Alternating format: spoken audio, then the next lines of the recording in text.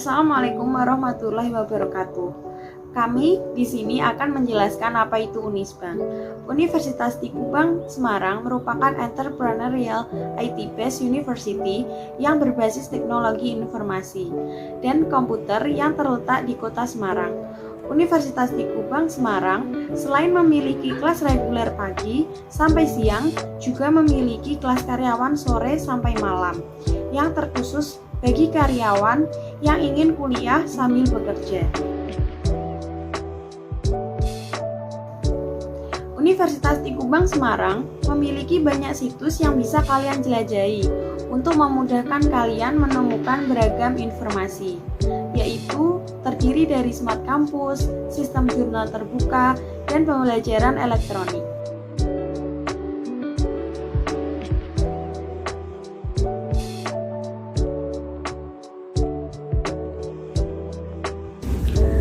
Akademik, Universitas di Kubang memiliki 4 fakultas. Yang pertama, Fakultas Ekonomika dan Bisnis atau FEB.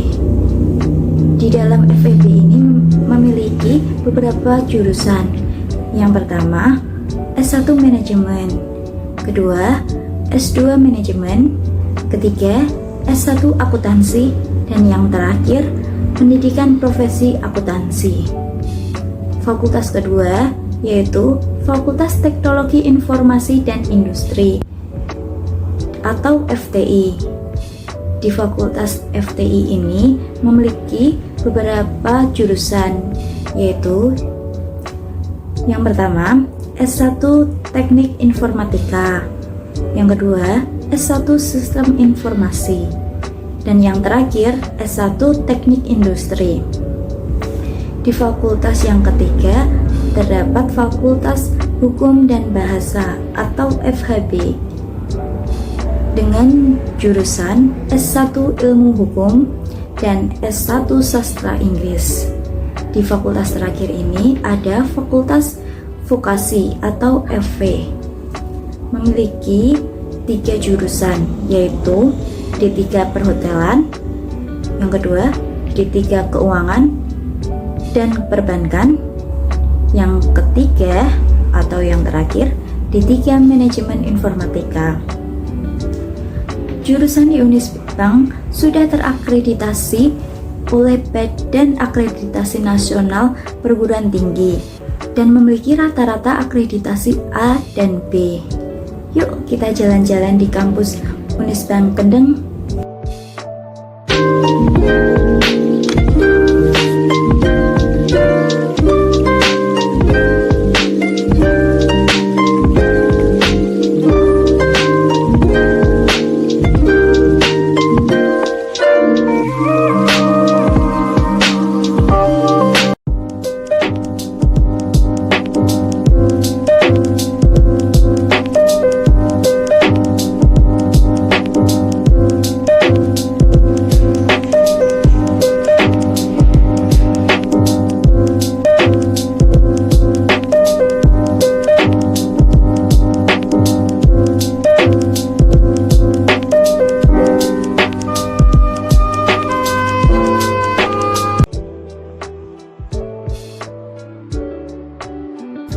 Jangan lupa daftarkan diri kalian di Universitas di Kubang, Semarang.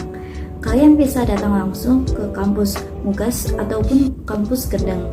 Bisa juga kontak person di samping ini ya. Assalamualaikum warahmatullahi wabarakatuh. Kami dari kelompok 5 yang beranggotakan saya sendiri, Aurelia Inas, NIM 0072. Saya Anissa Kusumawati, NIM 0077. Kami akan memaparkan materi tentang prosedur konfirmasi piutang usaha dengan dosen pengampu Bapak Arif Himmawan. Konfirmasi piutang usaha. Konfirmasi adalah salah satu dari 8 jenis bukti audit.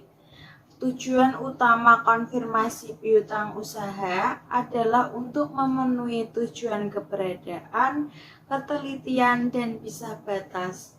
Konfirmasi adalah tanggapan tertulis langsung dari pihak ketiga dalam bentuk kertas atau elektronik. tetapi juga dapat mencakup informasi yang dapat diperoleh oleh auditor melalui akses langsung. Disediakan oleh pihak ketiga untuk informasi yang dipegang oleh pihak ketiga seperti akses langsung ke sistem manajemen vendor pemasok.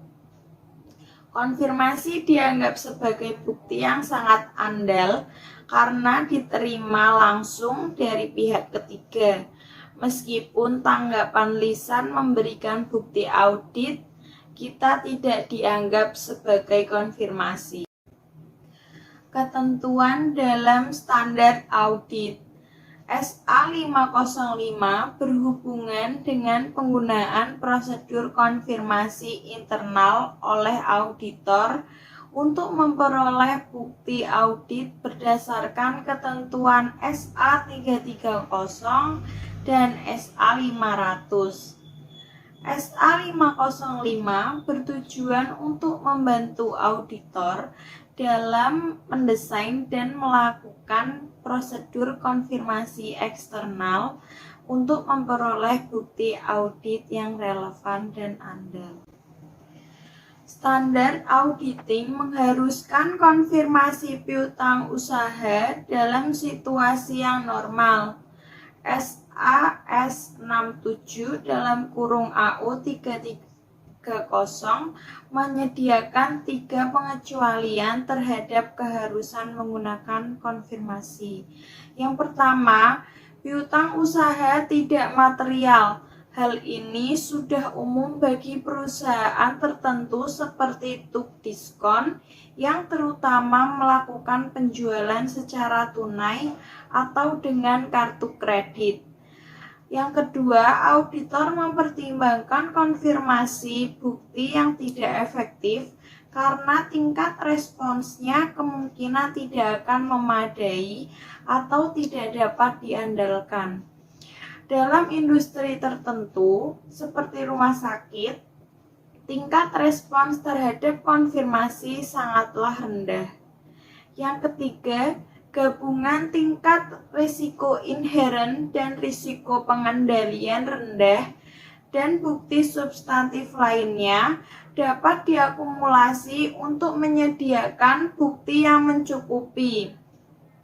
Jika klien memiliki pengendalian internal yang efektif dan risiko inheren yang rendah untuk siklus penjualan dan penagihan, auditor seringkali bisa memenuhi persyaratan bukti dengan pengujian pengendalian, pengujian substantif atas transaksi, dan prosedur analitis.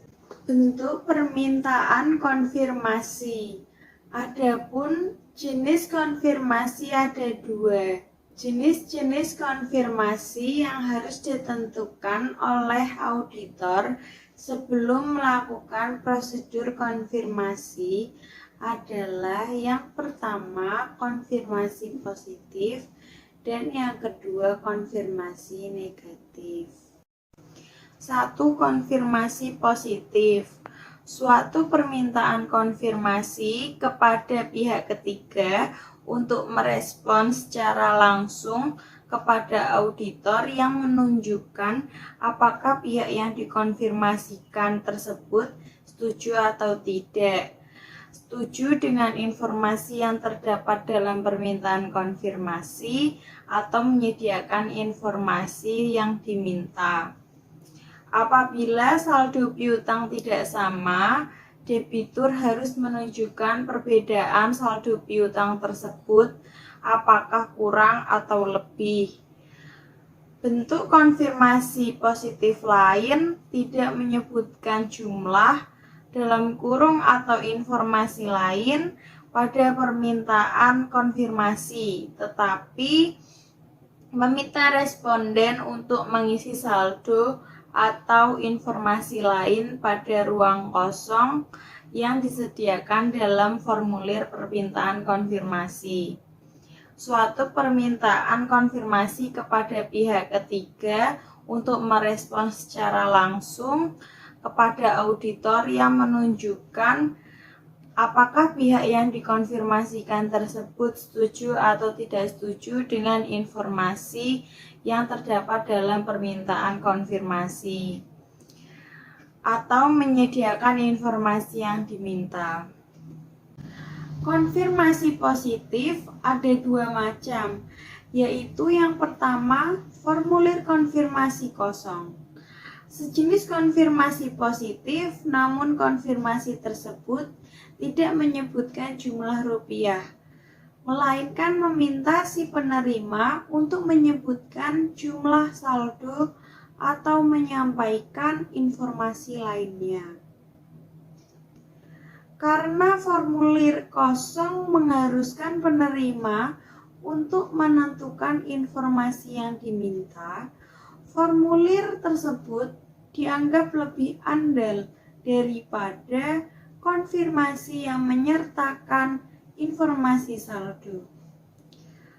Formulir kosong jarang digunakan dalam praktik karena seringkali menghasilkan tingkat respons yang lebih rendah. Konfirmasi positif ada dua macam. Yang kedua yaitu konfirmasi faktur. Jenis lain dari konfirmasi positif yang hanya meminta konfirmasi atas suatu faktur tertentu, tidak mengenai saldo piutang secara keseluruhan. Banyak pelanggan menggunakan sistem voucher yang memungkinkan mereka untuk mengkonfirmasi faktur individu, tetapi tidak informasi saldo. Akibatnya, penggunaan konfirmasi faktur dapat meningkatkan tingkat respons konfirmasi. Yang kedua, konfirmasi negatif.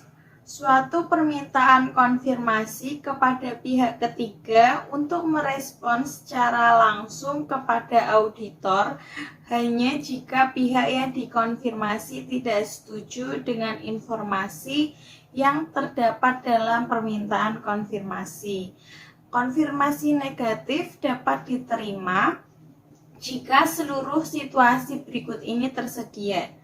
Yang pertama, piutang usaha tercipta dari akun-akun yang kecil.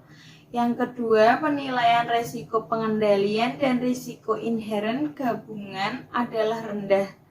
Yang ketiga, auditor tidak yakin bahwa penerima permintaan konfirmasi akan mempertimbangkan permintaan tersebut. Konfirmasi tidak tepat digunakan dalam keadaan sebagai berikut.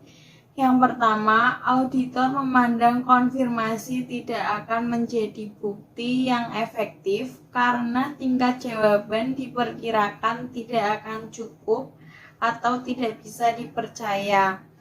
Yang kedua, tingkat resiko bawaan ditambah dengan resiko pengendalian adalah rendah dan bukti substantif lain bisa dikumpulkan untuk memperoleh bukti yang cukup. Mendesain permintaan konfirmasi. Format permintaan konfirmasi dapat secara langsung mempengaruhi tingkat respons konfirmasi, keandalan dan sifat dari bukti audit yang diperoleh dari respons. Faktor yang dipertimbangkan pada saat mendesain permintaan konfirmasi mencakup yang pertama, asersi yang ingin dituju. Yang kedua, risiko kesalahan penyajian material yang teridentifikasi spesifik, termasuk risiko kecurangan. Yang ketiga, susunan dan penyajian permintaan konfirmasi. Yang keempat, pengalaman sebelumnya tentang audit atau perikatan serupa. Yang kelima, metode komunikasi. Sebagai contoh, dalam bentuk kertas, elektronik, atau media lainnya. Yang keenam, otorisasi manajemen atau dorongan kepada pihak yang dikonfirmasi untuk merespons kepada auditor. Pihak yang dikonfirmasi hanya akan bersedia untuk merespons permintaan konfirmasi yang berisi otorisasi manajemen. Yang ketujuh, kemampuan pihak yang dikonfirmasi untuk merespons atau menyediakan informasi yang diminta. Sebagai contoh, jumlah faktur secara individual dibandingkan total saldo. Keandalan respons terhadap permintaan konfirmasi, auditor harus mendapatkan bukti audit lanjutan untuk menghilangkan keraguan itu. Jika auditor menentukan bahwa respons terhadap permintaan konfirmasi tidak dapat diandalkan, maka auditor harus mengevaluasi implikasi tersebut atas penilaian risiko kesalahan penyajian material yang relevan, termasuk risiko kecurangan dan sifat, saat, dan luas prosedur audit lain. Keandalan respon terhadap permintaan konfirmasi. SA 500 menunjukkan bahwa meskipun penggunaan bukti audit diperoleh dari berbagai sumber eksternal entitas, keadaan mungkin ada yang berdampak pada keandalannya. Semua respon konfirmasi membawa beberapa risiko dari intersepsi, perubahan, atau kecurangan. Risiko tersebut ada terlepas apakah balasan diperoleh dalam bentuk kertas, elektronik, atau media lainnya. Faktor yang mungkin menunjukkan keraguan atas keandalan respon mencakup: yang pertama, diterima oleh auditor secara tidak langsung, atau yang kedua, tidak berasal dari pihak yang aslinya dimaksudkan untuk dikonfirmasi. Jika pihak yang dikonfirmasi menggunakan pihak ketiga untuk mengkoordinasi dan menyediakan respon untuk permintaan konfirmasi, auditor dapat melaksanakan prosedur yang ditunjukkan untuk menangani resiko. Yang pertama, respon mungkin dapat berasal bukan dari sumber yang benar. Yang kedua, seorang responden mungkin bukan pihak yang berwenang untuk merespon. Dan yang ketiga, integritas transmisi kemungkinan dikompromikan. Saat pengiriman konfirmasi, bukti yang paling bisa dipercaya dari konfirmasi baru akan diperoleh jika konfirmasi itu dikirim sedekat mungkin dengan tanggal akhir tahun buku.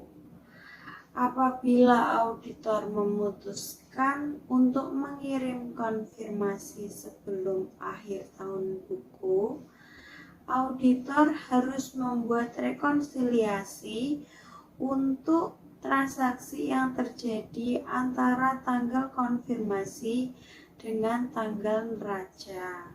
Saat pengiriman konfirmasi, bukti yang paling andal dari konfirmasi diperoleh ketika konfirmasi tersebut dikirim sedekat mungkin dengan tanggal neraca. Hal ini memungkinkan auditor untuk secara langsung menguji saldo piutang usaha pada laporan keuangan tanpa membuat kesimpulan tentang transaksi yang terjadi antara tanggal konfirmasi dan tanggal neraca saat pengiriman konfirmasi. Namun, sebagaimana sarana untuk menyelesaikan audit secara tepat waktu, seringkali untuk mengkonfirmasi akun pada tanggal interim. Hal ini diperbolehkan jika pengendalian internal memadai dan dapat memberikan keyakinan memadai bahwa penjualan, penerimaan kas, dan kredit lainnya dicatat dengan benar antara tanggal konfirmasi dan akhir periode akuntansi. Tanpa respons. Dalam kasus tanpa respons, auditor harus melakukan prosedur audit alternatif untuk memperoleh bukti audit yang relevan dan andal. Tidak direspon. Contoh prosedur audit alternatif yang dapat dilakukan oleh auditor mencakup: yang pertama, untuk saldo akun piutang, memeriksa pemeriksaan kas khusus setelah tanggal laporan posisi keuangan, dokumen pengiriman, dan penjualan mendekati akhir periode. Dan yang kedua, untuk saldo akun utang, memeriksa pengeluaran kas setelah tanggal laporan posisi keuangan atau korespondensi dengan pihak ketiga. Dan catatan lainnya seperti catatan penerimaan barang. Kewajaran atas penolakan manajemen. Suatu penolakan oleh manajemen untuk mengizinkan auditor untuk mengirimkan permintaan konfirmasi merupakan pembatasan atas bukti audit yang diharapkan untuk diperoleh auditor. Oleh karena itu, auditor diharuskan untuk menanyakan alasan pembatasan tersebut. Suatu alasan umum yang dikemukakan adalah adanya sengketa hukum atau proses negosiasi dengan pihak yang dimaksudkan untuk dikonfirmasi. Oleh karena itu, dapat menyebabkan permintaan konfirmasi tidak tepat waktu. Auditor harus mencari bukti audit atas validitas dan kewajaran alasan tersebut, karena risiko penolakan manajemen tersebut mungkin mengindikasikan manajemen sedang mencoba untuk menolak akses auditor ke bukti audit yang dapat mengungkapkan kecurangan atau kesalahan. Respon yang tidak dapat diandalkan. Pengguna auditor menyimpulkan bahwa suatu respon tidak dapat diandalkan.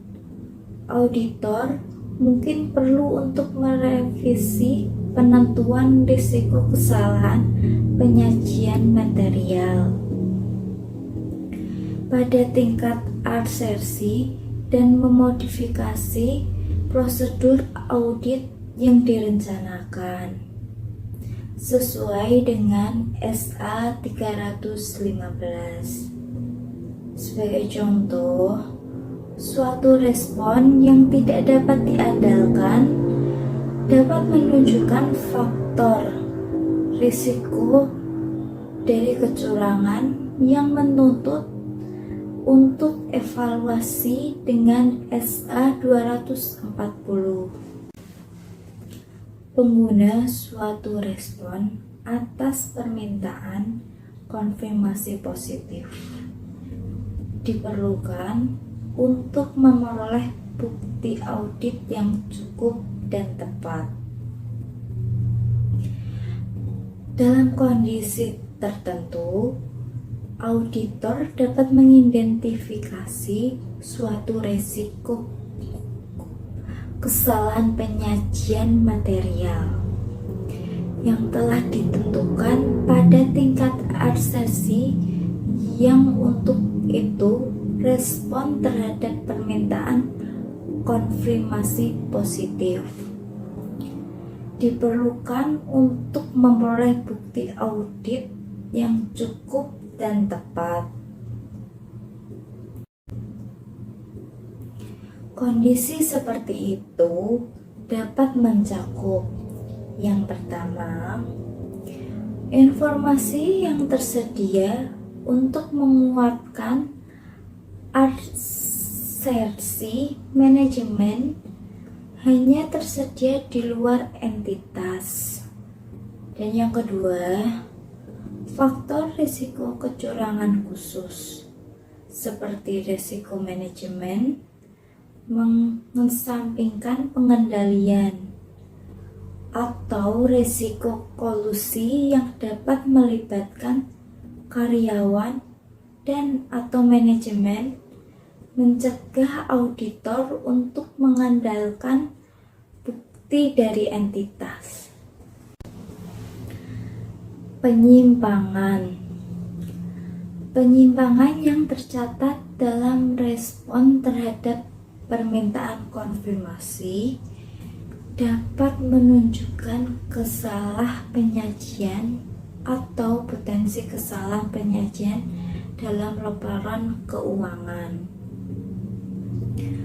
Ketika suatu kesalahan penyajian diidentifikasi, auditor diharuskan oleh SA 240 untuk mengevaluasi apakah kesalahan penyajian mengidentifikasikan adanya kecurangan.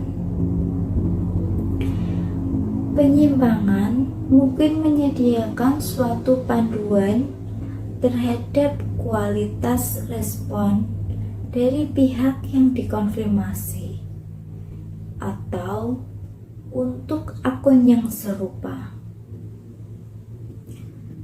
Penyimpangan mungkin juga dapat menunjukkan suatu kekurangan atau kekurangan dalam pengendalian internal entitas atas pelaporan keuangan. Ukuran sampel. Faktor utama yang mempengaruhi ukuran sampel untuk mengkonfirmasi piutang usaha berada dalam beberapa kategori dan mencakup hal-hal berikut. Yang pertama, salah saji yang ditoleransi.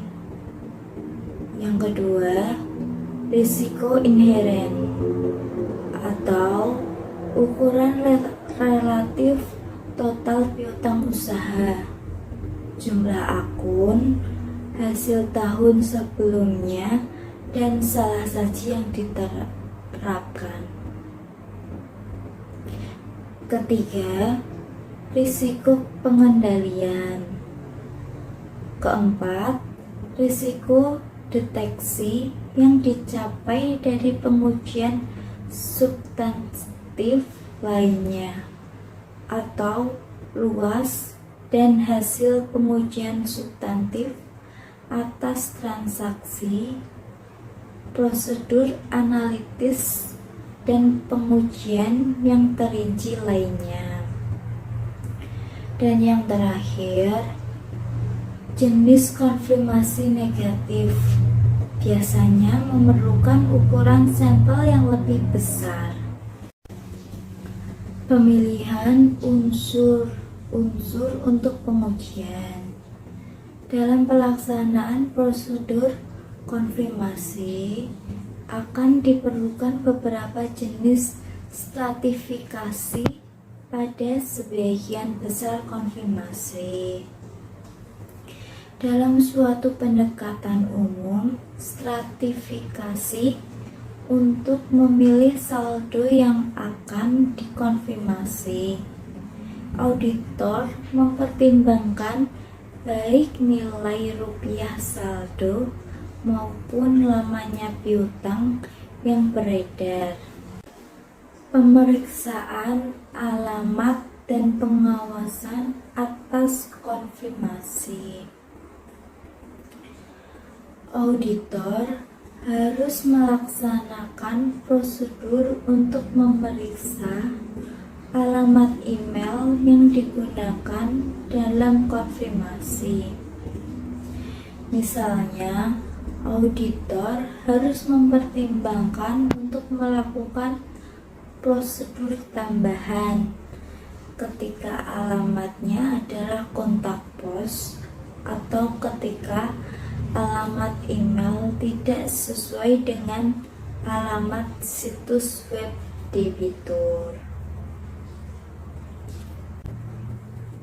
Untuk konfirmasi yang dikirim melalui pos, auditor harus melaksanakan pengawasan atas konfirmasi sampai jawaban diterima dari debitur. Klien dapat membantu menyiapkan konfirmasi, tetapi auditor harus tanggung jawab untuk mengirim konfirmasi keluar kantor klien. Alamat pengirim harus disertakan pada semua amplop untuk memastikan bahwa surat yang tidak terkirim diterima oleh kantor akuntan publik. Tindak lanjut atas konfirmasi. Untuk konfirmasi positif, auditor harus melakukan prosedur tindak lanjut atau konfirmasi yang tidak dikembalikan oleh konsumen. Apabila debitur tidak memberi jawaban, maka auditor harus melakukan prosedur alternatif. Tujuan prosedur alternatif adalah untuk menentukan dengan cara selain konfirmasi apakah akun yang belum dikonfirmasi ada dan telah dinyatakan dengan benar pada tanggal konfirmasi. Untuk konfirmasi positif yang tidak dikembalikan, auditor dapat memeriksa dokumentasi berikut untuk memverifikasi keberadaan dan keakuratan transaksi penjualan individual yang membentuk saldo akhir piutang usaha. Yang pertama, penerimaan kas selanjutnya. Kedua, duplikat faktur penjualan. Ketiga, dokumentasi pengiriman. Dan yang terakhir, korespondensi dengan klien. Yang pertama, penerimaan kas selanjutnya. Bukti penerimaan kas setelah lewat tanggal konfirmasi meliputi pemeriksaan atas surat pengantar pembayaran, ayat jurnal dalam catatan penerimaan kas. Kedua, duplikat faktur penjualan, yaitu berguna dalam pemeriksaan faktur penjualan yang sesungguhnya diterbitkan dengan tanggal sesungguhnya penagihan. Ketiga, dokumen pengiriman barang, yaitu berguna dalam menempatkan apakah pengiriman sungguh-sungguh telah dilakukan dan untuk pengujian pisah batas. Dan yang terakhir, korespondensi dengan klien, mengungkapkan ketidakjelasan dan piutang yang dipertanyakan yang tidak terungkap dengan cara lain. Analisis selisih. Apabila konfirmasi dikembalikan oleh debitur, auditor harus menentukan apakah yang menyebabkan terjadinya selisih. Auditor harus menentukan alasan jika ada selisih antara saldo piutang dan hasil konfirmasi yang dilaporkan. Dalam banyak kasus, selisih disebabkan oleh perbedaan waktu antara waktu catatan klien dari debitur.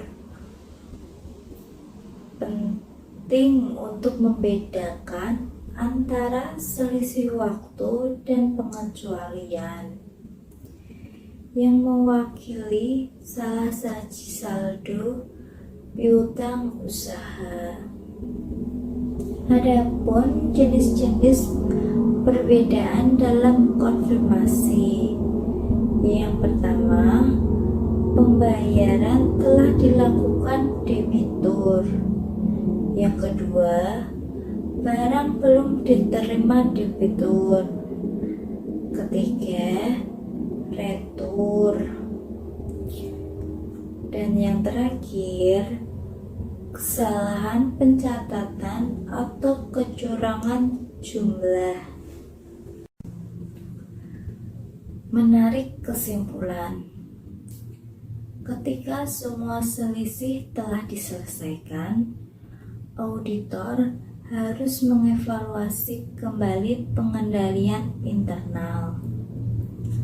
Setiap salah saji, klien harus dianalisis untuk menentukan apakah itu konsisten dengan tingkat risiko pengendalian yang dinilai semula. Jika sejumlah salah saji terjadi yang tidak konsisten dengan pengendalian risiko pengendalian, perlu untuk merevisi penilaian dan mempertimbangkan pengaruh revisi tersebut terhadap audit. Perlu juga dilakukan generalisasi dari sampel ke seluruh populasi piutang.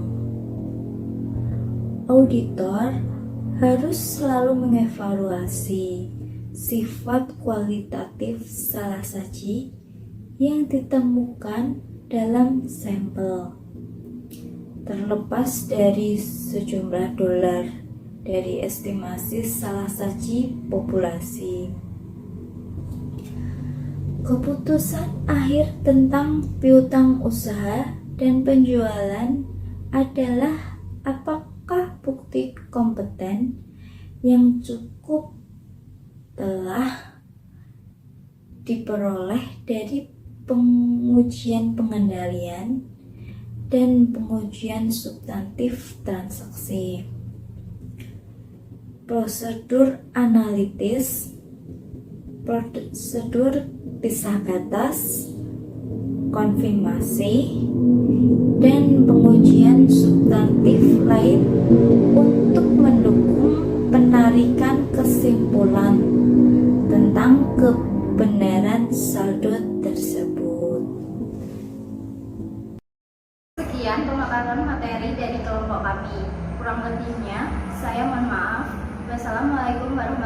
wabarakatuh.